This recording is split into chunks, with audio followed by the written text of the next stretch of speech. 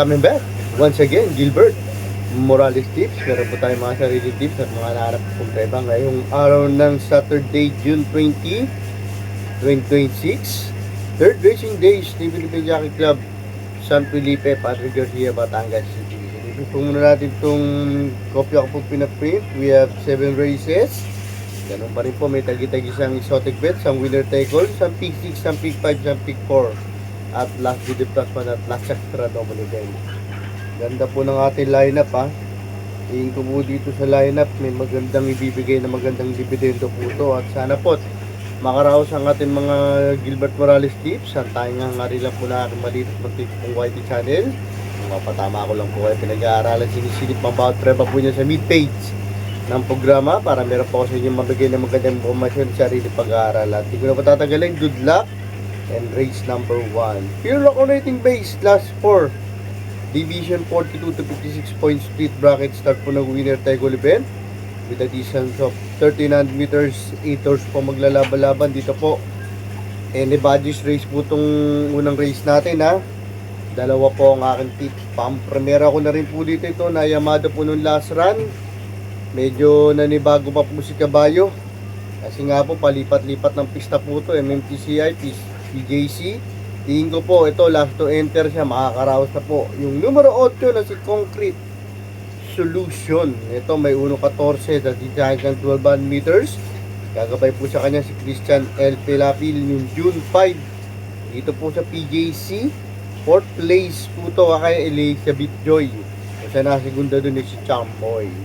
Ang panigunda ito, rookie horse lang po ito. Ito, isang disunod na kabayo din po ito. Nahanap ako ng magandang preba.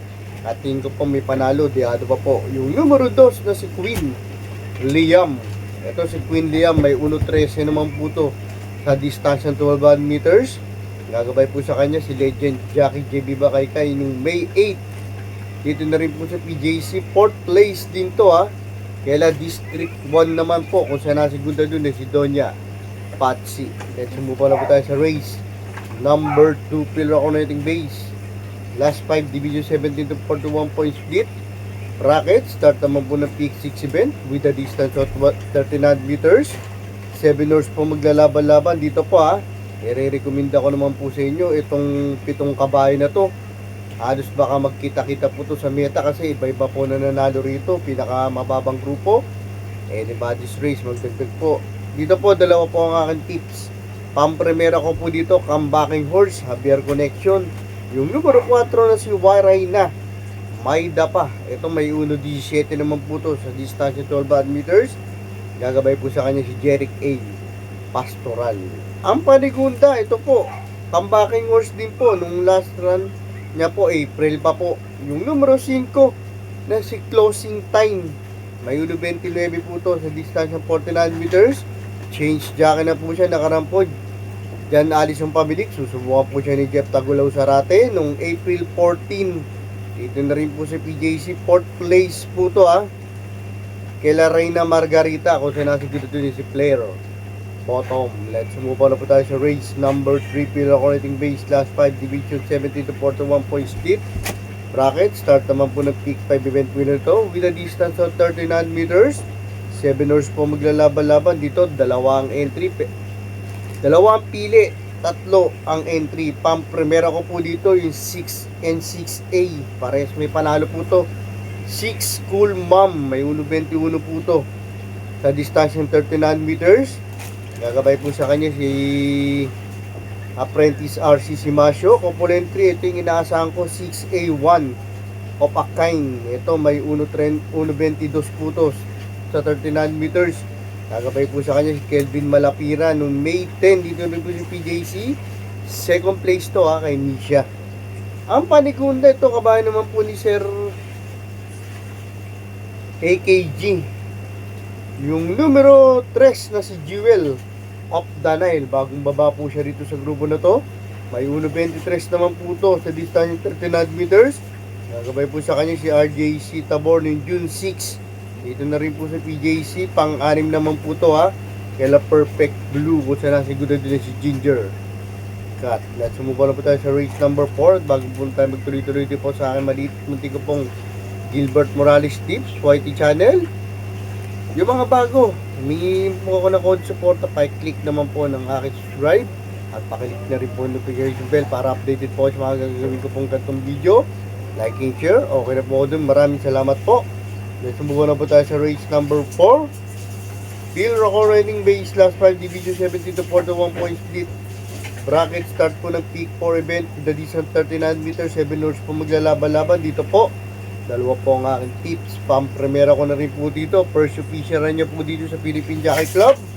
Yung numero 1, bagong dayo dito sa Philippine Jockey Club na si Full Combat Order. Ito may 1.28 po ito sa distansyang 49 meters sa kabilang kareraan. Gagabay po sa kanya, regular rider niya na si RM Garcia. Noong March 21, doon po sa kabilang kareraan sa MMTCI. Second place po ito by a half length kay Malibu Princess. Ang panigunda ito, nasegunda rin po noong last run. Yung numero 6 na si Ginger Cat, may 1.21.4 po ito sa distansya 39 meters. Gagabay po sa kanya si Dam Pilapil noong June 6. Second place po ito. Dito na rin po sa PJC kay Perfect Blue. Let's move on na po tayo sa race number 5, Piro Riding Base Class 4 Division 42 to 56 point split bracket. Last 3 plus 1 last extra double event with a distance of 39 meters. Dito po, dalawang pili pero tatlong entry. Pang-primero ko po dito, Maseda Stable, 3 and 3A, 3, Freedom, Lover, may 1.14 po ito. Sa distance of 12 meters, gagabay po sa kanya si JBP Litro. Napanalo na ni Apprentice to ha. Nung last round niya po, 4th place po siya. Kaila Round Missile, bagong baba po siya rito. Couple entry 3A, bagong baba rin po na si Babe in Hoblet. May 1.21 po ito. Nung last round sa 39 meters, bugaw po siya dumating. Gagabay po sa kanya si John Allison Pabilik. Ang panigunda, galing sa panalo naman po. Yung numero 6 na si Isla Puting Bato, may 1.28 naman po ito. Sa 49 meters, gagabay po siya si Pabs M. Caballeo. Noong May 24, MMTCI, panalo po to, overtake a chance. At nung nagpakarera po nung nakaraan lang po, puro white horse, siya po yung nanalo. Tinalo niya po doon si California King, kung matatandaan niya po. Kaya sumubala po tayo sa race number 6, penultimate race. Pinaka-running base last 4, division 42. So 56 point split bracket with the distance 39 meters, 8 horse po maglalaban-laban dito. Another dalawang pili pero tatlong entry. Pang-primera ko po dito, kabayo po ng Kuwait Connection, 1 and 1A pares may panalo. 1 Liquid Gold, tingin ko pong dadala ng marcha, may 1.21 po ito sa 49 meters. Gagabay po sa kanya si Conrad Piensos. Couple entry, Importadors 1A na si Everything, may 1.14 naman po ito, punto 2 street distansya 12 meters. Gagabay po sa kanya JL Lazaro noong May 22. Dito na rin po si PJC, second place po to kay Simply Jessie. Ang panigunda, tingin ko po magbibigay ng upset. Diado pa po to, tingin ko po. Baka mayamado na rin yung numero 5. Puting kabayo na si Muni Maniman. May 1.28.4 po to sa distansya 49 meters. Gagabay po sa kanya si Charles A. Reyes. Noong June 13 sa kabilang karera sa MMTCI, second place to kay Nadyusan. Tapos nakaraan segunda rin po to. Let's move on na po tayo sa last para race number 7. Parating ko nga po sinasabi pampuling karera, mga pandiyado kung sunada na pupuso nyo po. Ayun yung sa mga kalanawan po sa Riling Gilbert Morales Deep. Pero sa batang uli mga nagawa nyo rota, kayo pa rin pumananaig para ipilin nyo po yan sa mga paborito nyo OTV. Let's move on na po tayo sa last para race number 7, Pilo Recording Base last 3 division 57 to 70 point speed bracket with the distance 39 meters. 9 horse po maglalaban-laban. Dito po, baliktaran na lang po ako dito para walang kawala. 1 and 7, 7 and 1, 1. Pang-primera. De bandera yung numero 1 na si Windfall. Ito, tingin ko po, distansya niya na po ito. 39 meters, may 1.41 po ito sa distansya 16.50 meters. Halos doon na rin po siya abutin sa meta. Change jacket na po siya. Susubukan po si Herbo Villegas. Nakaraan po Martin Gonzales. Yung June 7, dito na rin po si PJC. Third place po siya, kala Imperatos. Kung saan nasigunda dun, yung panigunda natin dito na pwede pang-primera na si Great Shashi. Ang panigunda, sabi ko nga po, pwede pang-primera. Yung numero 7, tingin ko po, susundan niya na rin po. Kadikit niya rin po si Winfall sa unahan na si Great Chashi. Malunok 41 rin po sa distance 1650 meters. Nasabay po sa kanya si Jeber Hernandez. Noong June 7 nga po, second place naman po siya dun. Kaila Imperatus. At magte-thank you muna po sa lahat tatanggap support bayan kay Rista. Mga ka-Gilbert Morales Tips.